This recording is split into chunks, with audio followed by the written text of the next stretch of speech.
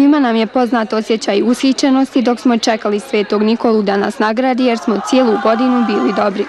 Ovog sveca, zaštitnika djece, su sa nestrpljenjem dočekali i stari i mladi iz mjesta Ravan kod Busovače. Stariji su se s nostalgijom prisjećali mladosti, a djeca su uživala u krilu Svetog Nikole kojeg su čuvali mali anđeli. Ima svoga anđela kao čuvar Svetog Nikole i ja mislim da će on obradovati svu djecu ove večeri. Djeca su bila dobra pa je tako ove godine podijeljeno oko 50 paketića. Dio darova je osigurala zajednica žena Kraljica Katarina Kosača, podružnica Ravan, od prodaje božićnih ukrasa koje su sami izradili. Prodajom ukrasa redovito odvajaju jedan dio novca i pomažu onima kojima je to najpotrebnije. Ova zajednica treći put organizira dolazak Svetog Nikole u mjesto Ravan. Uglavnom su djeca dobra. Djeca ko djeca uvijek su dobra. Nema oni koji nisu slušali.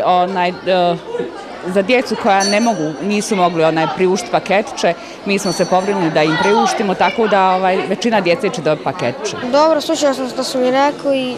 Jesu, hvala Bogu, slušala su i nadam se da će i godine tako isto dobro slušati i da ćemo i na godinu ovaj program omogućiti tako da budu svi sretni. Sveti Nikola je dočekan uz pjesmu i recitacije.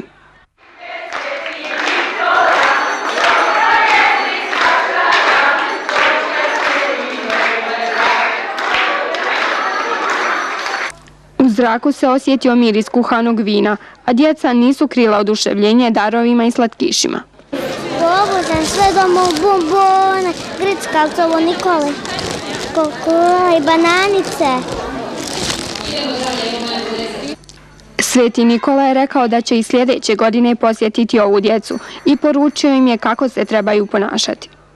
Da budu dobri, da slušaju roditelje, da dobro uče.